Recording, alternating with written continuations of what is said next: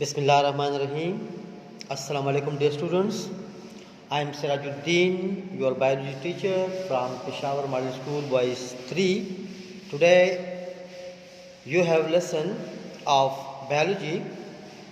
So you must have a textbook of biology for grade 10 as you can see on the screen, and along with this you must have stationery writing material, some box copies, and especially the notes of unit number 15. The notes of unit number 15 you can see on the screen. Already you have got these notes. So we will discuss the next lecture, that is protein synthesis. And you know that this is the revision of our course, क्योंकि आपका अभी special exam होने वाला है, जिसको हम special exam भी कह सकते हैं, डिटेंशन भी कह सकते हैं. तो उसमें जो यूनिट्स चैप्टर्स आपको गिवन है उनमें ये यूनिट भी है, इसलिए ये उस प्रीवियस लेसन का सेकंड पार्ट होगा रिवीजन का, जिसमें हम पढ़ेंगे कि हाउ डीएनए मेक प्रोटीन्स, या ये जो क्वेश्चन मैंने 3 लिखे हैं इसमें से अगर कोई भी क्वेश्चन आएगा तो उसका मतलब होगा प्रोटीन सिंथेसिस. तो protein synthesis you can see in unit number 15, that is role of gene in protein synthesis. This is on page number 101, unit number 15 में ये है. Protein synthesis is composed of 2 steps. One is called transcription, the other is called translation. इसके लिए आपकी already आपको बताया गया होता है कि एक होता है हमारे बॉडी में डीएनए, डीऑक्सीराइबोन्यूक्लिक एसिड, जो कि न्यूक्लियस में होता है, और डीएनए अपनी जब कॉपी बनाता है, डीएनए अपनी तरह दूसरा डीएनए जब बनाता है तो उसको कहते हैं डीएनए रिप्लिकेशन या डीएनए सिंथेसिस. तो जिस तरह डीएनए सिंथेसिस होता है, इस तरह इसमें जो पहला स्टेप है ट्रांसक्रिप्शन.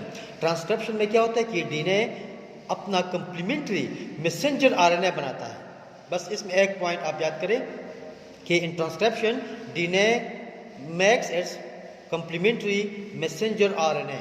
और आरएनए आपको पता है कि 3 किस्म के होते हैं, मैसेंजर आरएनए, ट्रांसफर आरएनए और राइबोसोमल आरएनए. तो इसके लिए डीएनए पहले खुल जाता है, ये 2 स्ट्रैंड्स खुल जाते हैं, ठीक है. और जो स्ट्रैंड्स प्रोटीन सिंथेसिस के लिए स्पेसिफिक होता है, वो अपना मैसेंजर आरएनए, जिसको कहते हैं टेम्पलेट, ठीक है, मैसेंजर आरएनए अपना कंप्लीमेंट्री मैसेंजर आरएनए बना लेता है, ठीक है. ये मैसेंजर आरएनए जब न्यूक्लियस के अंदर बन जाता है तो न्यूक्लियस से निकलकर ये आ जाता है साइटोप्लाज्म में. तो इसका दूसरा स्टेप शुरू हो जाता है ट्रांसलेशन. तो ट्रांसलेशन में क्या होता है कि मैसेंजर आरएनए न्यूक्लियस से निकल के आ जाता है राइबोसोम की तरफ, इनसाइड द साइटोप्लाज्म. इसके साइड बाय साइड एक होता है जी ट्रांसफर आरएनए. तो ट्रांसफर आरएनए अपने साथ स्पेसिफिक अमाइनो एसिड लेके आता है, ठीक है. अमाइनो एसिड किस तरह लाता है कि 3 न्यूक्लियोटाइड, 3 जो नाइट्रोजनस बेसिस है उनको अपने साथ कंबाइन कर लेता है. उनको 3 नाइट्रोजनस बेसिस के ग्रुप को कहते हैं कोडॉन. तो ट्रांसफर आरएनए की 3 नाइट्रोजनस बेस कोडॉन अपने और 3 कंप्लीमेंट्री बेसिस को अट्रैक्ट कर लेता है, और फिर ये राइबोसोम में पास होके इससे बन जाता है प्रोटीन.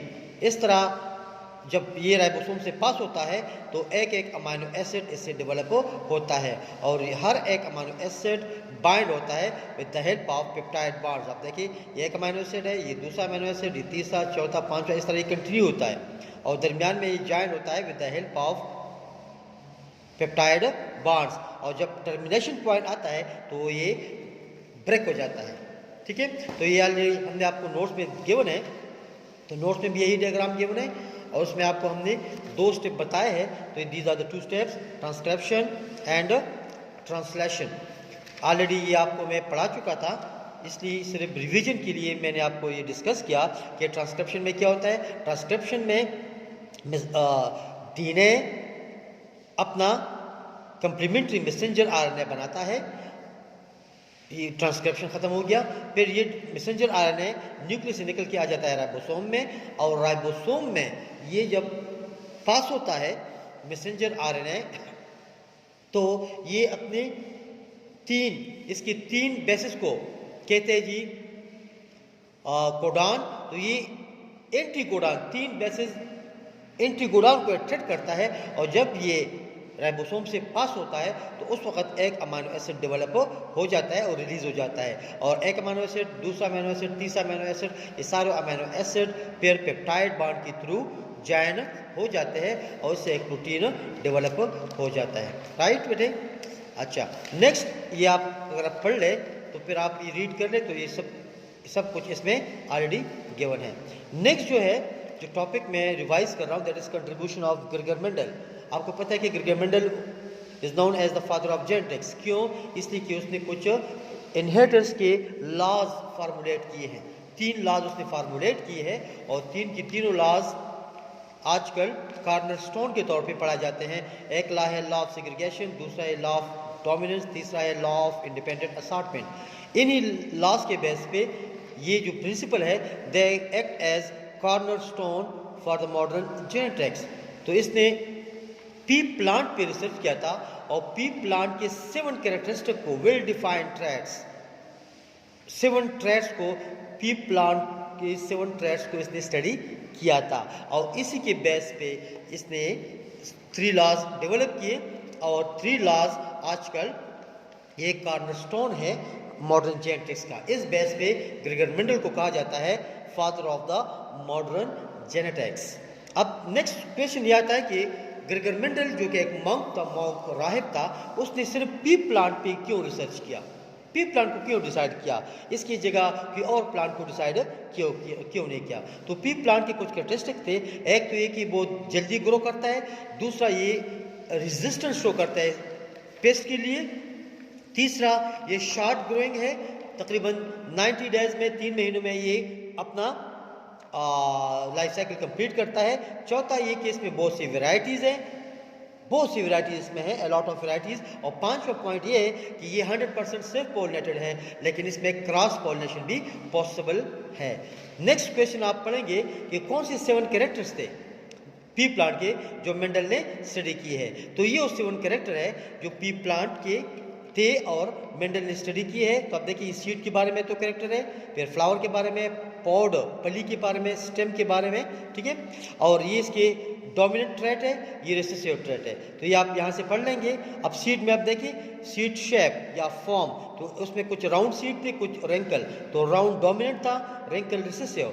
इस तरह सीड की कॉटिलिडन में येलो जो सीड था, येलो कॉटिलिडन या yellow seed, it was dominant and green was a recessive trait. इस तरह फ्लावर कलर में white flower colour was dominant and violet colour is a recessive. इस तरह पॉड में जो फुल पॉड था that was dominant and constructed was recessive. इस तरह कलर ऑफ पॉड में जो ग्रीन पॉड था that was dominant and yellow pod was recessive. इस तरह फ्लावर में और स्टेम के अब देखिए कि जो टाल स्टेम थे, टाल stem it was dominant and जो ड्वार्फ या शॉर्ट स्टेम थे इट वाज अ रिसेसिव। और स्टेम के ऊपर जो फ्लावर आते हैं तो एक्सियल फ्लावर या एक्सियल पॉड्स, जहाँ पर फ्लावर होगा उधर पॉड्स भी बनेगा, तो axial flower and axial pods ये डोमिनेंट थे, और टर्मिनल पॉड्स और टर्मिनल फ्लावर ये रिसेसिव थे और अब भी है। तो ये 7 ट्रेड्स है, 1 2 3 4 5 6 7, ये 7 ट्रेड्स में एक डोमिनेंट ट्रेड होता है, एक रिसेसिव। ये वो ट्रेड थे जो मेंडल ने स्टडी किए थे। नेक्स्ट जो अब हम लास्ट पढ़ेंगे कि कौन से लास्ट थे, तो इसमें पहला लॉ है law of segregation, Mendel law of segregation, ठीक है।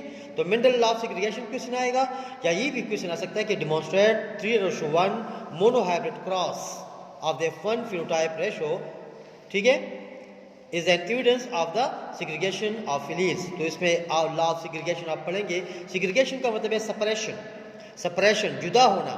इसमें क्या होता है कि आपको पता है कि इंडिविजुअल में गेमीट्स या जीन्स एलील्स इकट्ठे होते हैं, लेकिन जब गेमीट्स बनते हैं तो जुदा हो जाते हैं। ये नेचुरल फिनोमेना है, तो यही बात इसने की और प्रूफ हुई है इसको, ठीक है। इन इंडिविजुअल्स द जीन्स और alleles exist in pairs, but during gamete formation the paired gene या alleles are separated and each gamete receive one or the other allele but not the both। इस तरह जब गेमीट बनते हैं तो jeans या alleles भी जुदा हो जाते हैं, और आधी जीन्स या एलील्स एक गेमीट में चले जाते हैं और आधी जीन्स या एलील दूसरी गेमीट में चले जाते हैं, लेकिन एक गेमीट में दोनों जीन्स या एलील नहीं आ सकते।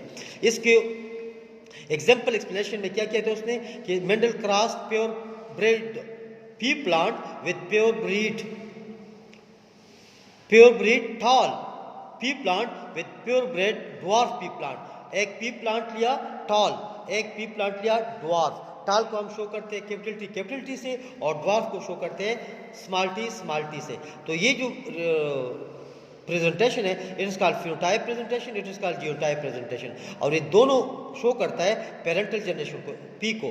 इस तरह इसके गेमीट्स बनते हैं दो, कैपिटल टी, लेकिन दोनों एक जैसे होते हैं तो हम इसको एक लिखते हैं और उसको सर्कल करते हैं, जो चीज़ सर्कल होगा वो गेमीट्स होगा। इस तरह इसकी भी दो गेमीट्स बनते हैं, दोनों एक जैसे हैं लेकिन हम एक लिखते हैं, स्मॉल टी को सर्कल में बंद करते हैं, तो ये गेमीट्स है। अब देखिए यहाँ पर गेमीट्स लिखा है।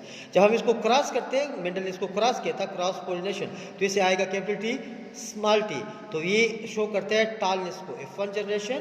और ये सारे क्या थे, ऑल टॉल, लेकिन कैसे टॉल थे, इट वाज हेट्रोजाइगस टॉल, क्योंकि इसमें एक जीन टॉल है और एक जीन ड्वार्फ का है, तो इट इज हेट्रोजाइगस। फिर क्या किया, फिर इसने ये किया कि F1 के जितने प्लांट्स थे टॉल प्लांट, उसको F2 के लिए सेल्फ पोलिनेट के लिए छोड़ दिया, और F2 में आप देखिए कि इसने टॉल वही टॉल और वही टॉल ले लिया, इसकी ये गेमीट्स बन गया, इसका ये गेमीट्स, इस तरह इसके ये गेमीट्स बन गए, इसके ये गेमीट्स। अब इनको क्रॉस करेंगे, इस गेमीट्स को क्रॉस किया गया है इसके साथ, तो कैपिटल टी से आ गया कैपिटल टी टॉल। इस तरह फिर इसकी बारी है इसके साथ कैपिटल टी स्मॉल टी, तो इसे आ गया कैपिटल टी स्मॉल टी, तो ये टॉल है। इस तरह फिर अब इसकी बारी है स्मॉल टी कैपिटल टी, तो इसे आएगा कैपिटल टी स्मॉल टी। अब इसकी बारी है स्मॉल टी के साथ, तो इसे आएगा स्मॉल टी। अब देखिए तो टॉल टॉल टॉल और शॉर्ट या ड्वार्फ, तो इसमें आगे 3 टॉल और एक शॉर्ट, तो इससे आता है 3:1, लेकिन इट इज फिनोटाइपिक रेशो। और ये प्योर टॉल है, homozygous tall, this is heterozygous tall, these two are heterozygous tall and this is homozygous dwarf। तो आप देखिए तो ये 1 है, ये 2 है और ये भी 1 है, तो इससे रेशो आता है 1 tall homozygous, 2 tall heterozygous and 1 dwarf, तो इससे रेशो आ गया 1:2:1, इट इज जीनोटाइपिक रेशो। या 3 tall हो गए और 1 dwarf, तो 3:1। This whole discussion and table, it is called Punnett square or checker board. This was law of segregation. Thank you. Wassalam. You will find this video very interesting and meaningful, and it will be helpful for you. So you have to listen this video again and again, so all the topics which I discussed you may be fully understood to you. Thank you.